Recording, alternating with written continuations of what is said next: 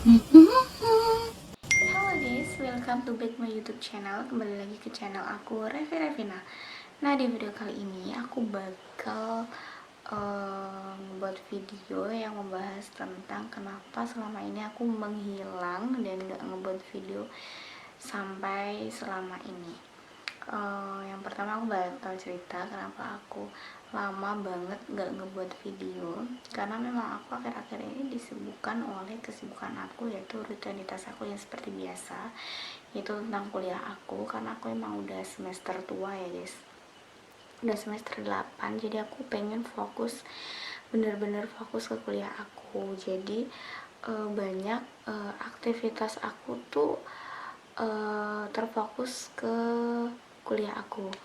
Jadi di semester 8 ini aku bener-bener fokus ke skripsi, sehingga hal-hal lain kayak pekerjaan-pekerjaan aku lainnya itu kayak aku kesampingkan gitu loh guys. Terutama masalah buat konten YouTube ini juga sama, aku juga udah kayak menyampingkan terlebih dahulu dan aku fokuskan terlebih dahulu ke nah, di sini aku bakal cerita pengalaman aku fokus ke skripsi dan menyampingkan pekerjaan-pekerjaan aku yang lainnya. Di sini aku tuh kayak bener-bener fokus dan kayak hari-hari aku, rutinitas aku tuh ke skripsi tuh kalau nggak salah hampir 3 bulan 2 bulanan gitu ya guys.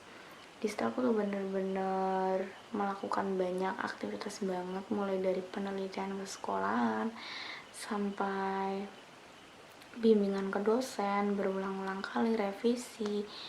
Dan di situ tuh karena aku ngerasa kalau aku fokus skripsian di rumah itu aku kayak ngerasa kurang lengkap. Kenapa? Karena kalau di rumah itu biasanya kan banyak aktivitas ya, jadi tuh kayak mungkin disuruh orang tua buat membantu lah pekerjaan rumah dan lain sebagainya. Jadi tuh kayak aku nggak bisa fokus karena memang skripsi itu sulit, bener-bener sulit buat aku. Bahkan bukan cuma buat aku sih ya, sebenarnya buat banyak orang itu juga banyak kesulitan di situ. Jadi aku memutuskan untuk ngekos aja di samping kampus, dan kebetulan aku dapat pembimbing yang deket kampus rumahnya. Jadi kalau bimbingan tuh lumayan deket lah. Harapan aku tuh sih kayak gitu guys, harapan aku. Tapi setelah melakukan bimbingan berulang-ulang kali, itu ternyata disuruh ke rumahnya yang beda lagi, karena memang rumahnya kan ada dua. Yang pertama dekat kampus, yang satunya jauh dari kampus, bener-bener jauh.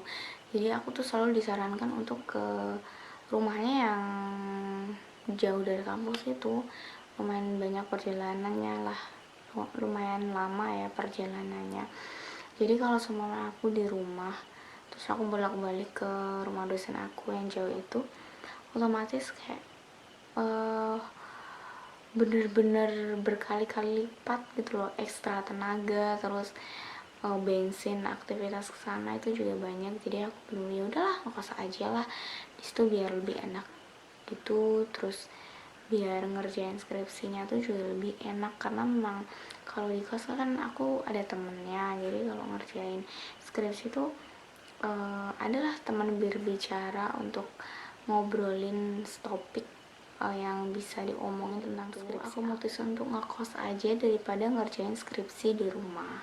Pengalaman aku selama 2 bulan sampai 3 bulan itu, selama aku ngerjain skripsi, aku tuh bener-bener kayak terperangkap di dalam kos gitu ya guys, nggak pernah jalan-jalan. Dan masa-masa itu kan masa-masa puasa, jadi tuh kayak ya ampun puasa harus di sini gitu, jauh dari orang tua dan lain sebagainya. Jadi tuh kayak ya perjuangan ya, bener-bener perjuangan banget aku di titik itu.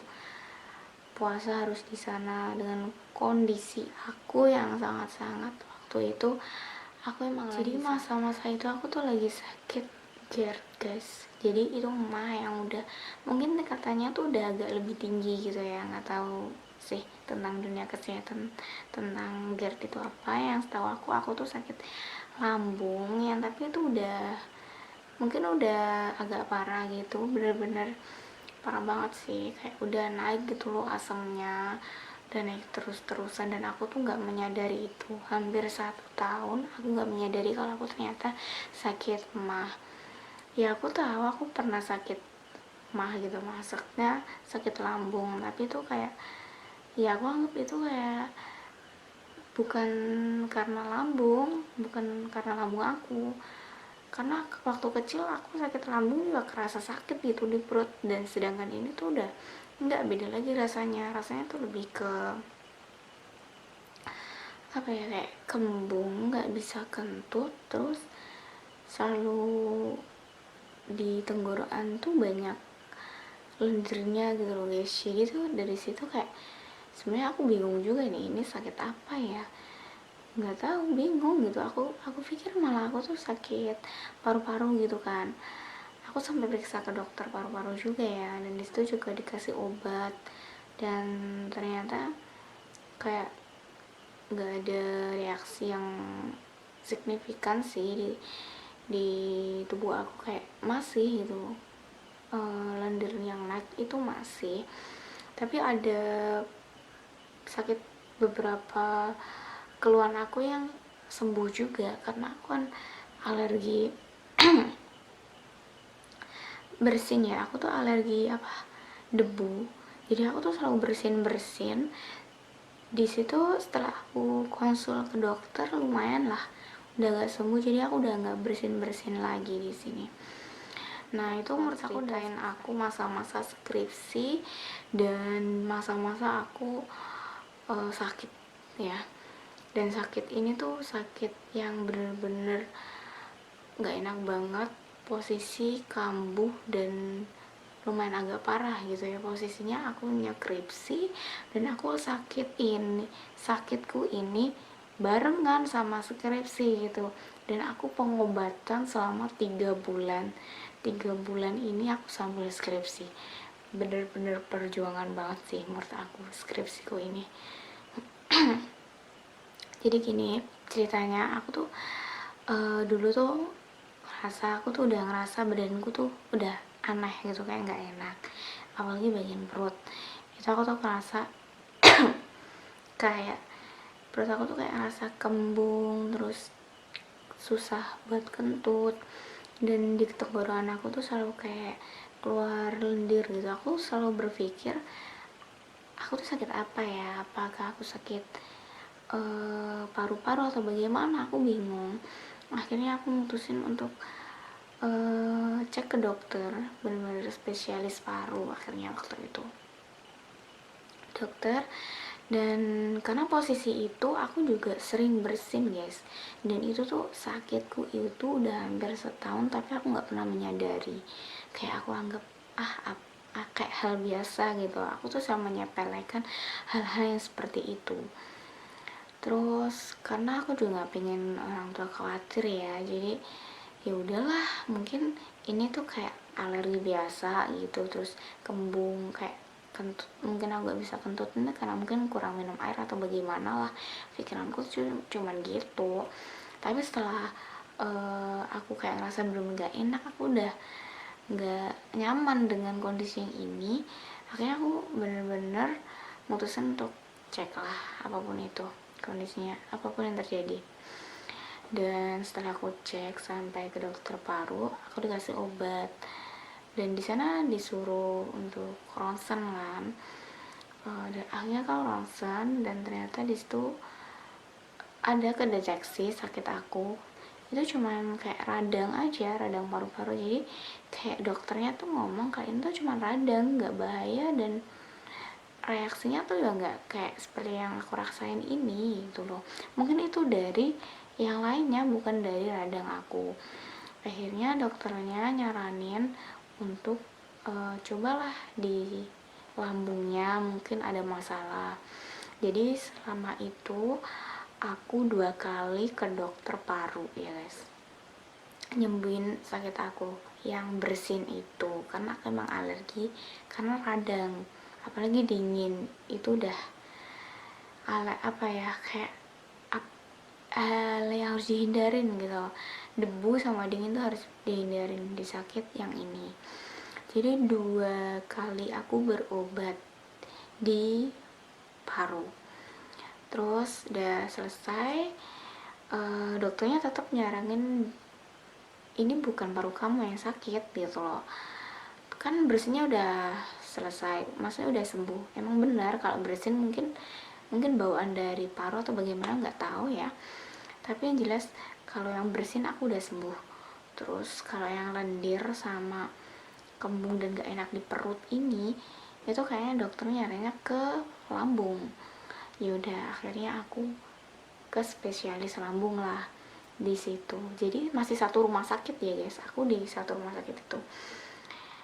Nah di spesialis di dalam ini aku kan dikasih obat, otomatis sudah obat lambung lah. Nah di situ tuh kayak, nah di spesialis lambung ini aku tuh di spesialis dalam ini aku tuh dikasih obat lambung lah terutama. Jadi pengobatan itu selama 1 bulan. Pengobatan selama 1 bulan berjalan, dan di masa-masa itu aku harus skripsi guys, dan bener-bener kayak tidurku malam-malam, perut aku gak enak, aku harus lendiran terus, gak enak banget sumpah. Dan posisi itu kayak gak bisa kentut ya, jadi tuh kayak perut sakit kan, dan sebagainya campur aduk lah, pikiran berantakan. Terus akhirnya udah selesai 1 bulan, aku kontrol lagi, aku sembuhin. Di situ dokternya tanya gimana, apa ya, nah di situ dokternya tanya gimana, apa yang udah kamu rasakan. Intinya tuh kayak dokternya tuh nanya gimana, apakah udah membaik kondisinya, dan aku ngomong sih ya udah ada membaik, ada perubahan.